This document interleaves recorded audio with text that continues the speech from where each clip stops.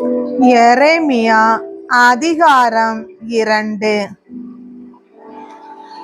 ஆண்டவரின் வாக்கு எனக்கு அருளப்பட்டது. நீ சென்று எருசலேம் நகரினர் அனைவரும் கேட்கும் முறையில் இவ்வாறு பறைசாற்று.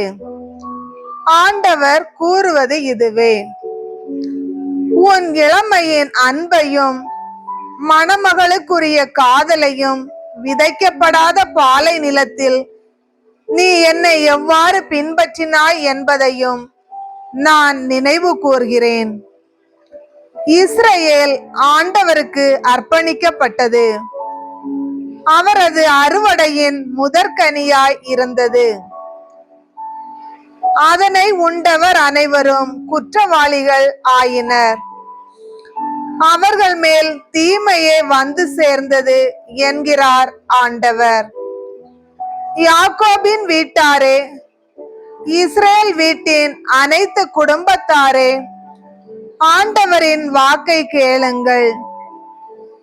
ஆண்டவர் கூறுவது இதுவே: என்னை விட்டு அகன்று வீணானவற்றை பின்பற்றி வீணாகும் அளவுக்கு உங்கள் தந்தையர் என்னிடம் என்ன தவறு கண்டனர்? எகிப்து நாட்டிலிருந்து நம்மை அழைத்து வந்தவரும் பால் நிலமும் படுகுழிகள் நிறைந்த நிலமும் வறட்சி காரிருள் மிகுந்த நிலமும் யாருமே கடந்து செல்லாததும் யாருமே வாழாததும் ஆகிய பாலை நிலத்தில் நம்மை நடத்தி வந்தவருமான ஆண்டவர் எங்கே என்று அவர்கள் கேட்கவில்லையே? செழிப்பான நாட்டுக்கு அதன் கனிகளையும் நலன்களையும் நுகருமாறு நான் உங்களை அழைத்து வந்தேன். நீங்களோ அந்நாட்டிற்குள் வந்து அதனை தீட்டுப்படுத்தினீர்கள். எனது உரிமை சொத்தை நீங்கள் அருவருப்புக்குள்ளாக்கினீர்கள். குருக்கள் ஆண்டவர் எங்கே என்று கேட்கவில்லை. திருச்சட்டத்தை போதிப்போர் என்னை அறியவில்லை.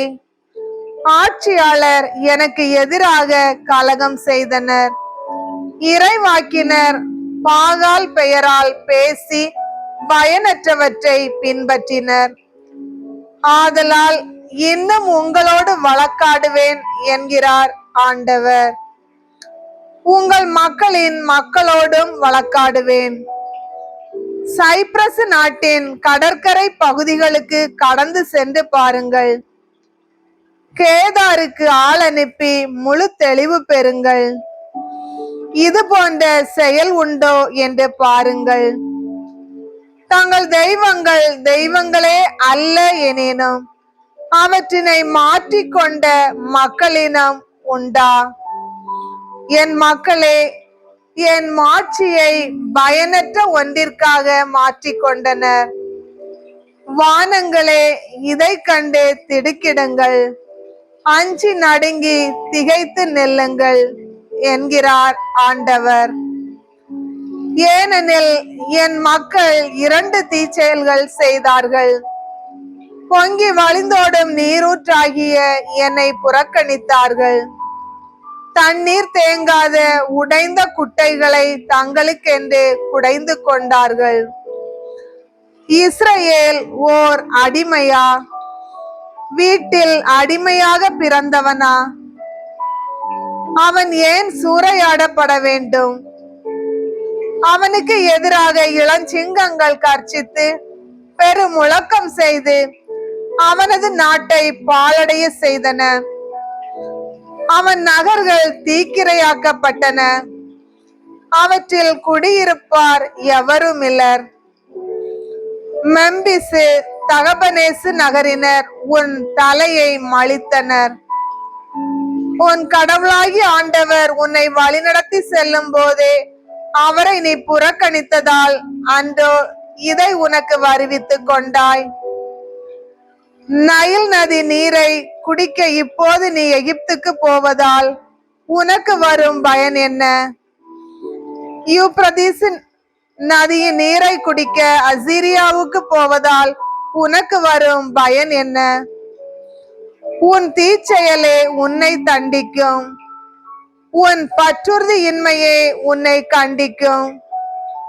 உன் கடவுளாகிய ஆண்டவராம் என்னை புறக்கணித்தது தீயது எனவும் கசப்பானது எனவும் கண்டுணர்ந்து கொள். என்னை பற்றி அச்சமே உன்னிடம் இல்லை என்கிறார் என் தலைவராகிய படைகளின் ஆண்டவர். நெடுங்காலத்துக்கு முன்பே உன் நுகத்தடியை முறித்து விட்டாய், உன் தலைகளை அறுத்து விட்டாய். நான் ஊழியம் செய்வேன் என்று சொன்னாய்.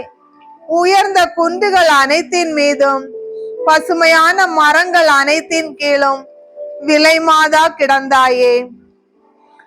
முற்றிலும் நல்ல கிளையினின்று உயர் இன திராட்சை செடியாய் உன்னை நட்டு வைத்தேன்.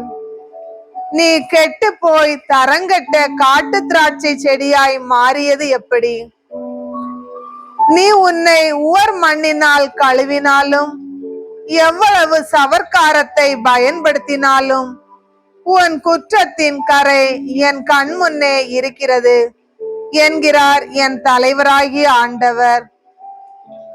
நான் தீட்டுப்படவில்லை, பாகால்களுக்கு பின் தெரியவில்லை என எப்படி நீ கூற முடியும்? பள்ளத்தாக்கில் நீ சென்ற பாதையை பார், நீ செய்தது என்ன என்று அறிந்து கொள். இங்கும் அங்கும் விரைந்தோடும் பெண் ஒட்டகம் நீ. பாலை நிலத்தில் பழகியதும் காம வேட்கையில் மோப்பம் பிடிப்பதுமான காட்டு கழுதை நீ.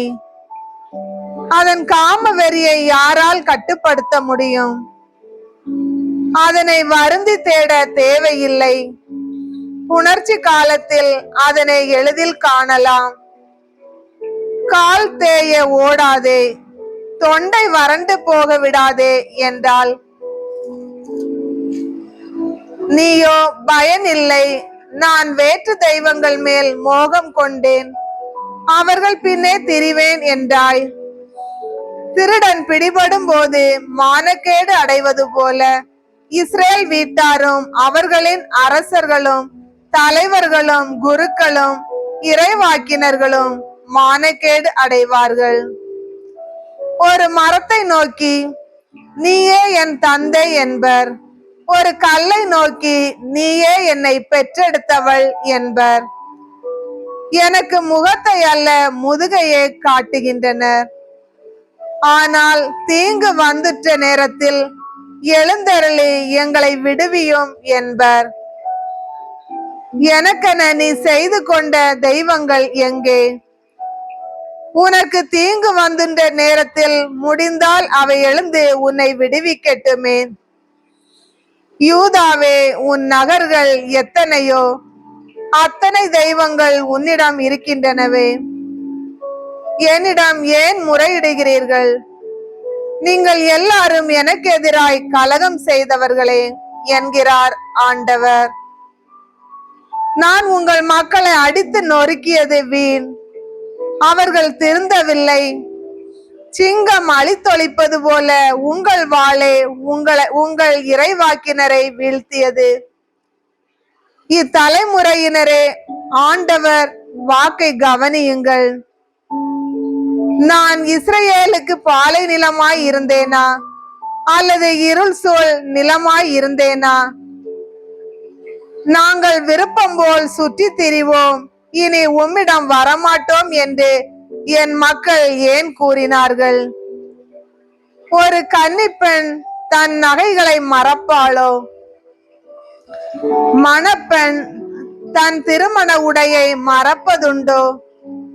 என் மக்களோ என்னை எண்ணிறைந்த நாள்களாய் மறந்து விட்டார்கள். காதலரை அடையும் வழிகளை சிறப்பாய் வகுத்துள்ளாய். ஒழுக்கமற்ற பெண்களுக்கு கூட உன் வழிகளை கற்றுக் கொடுத்தாய். மாசற்ற வறியவரின் இரத்தக்கரை உன் மேலாடை விளிம்புகளில் காணப்படுகின்றது. அவர்கள் கன்னமிட்டு திருடியதை நீ கண்டாயா?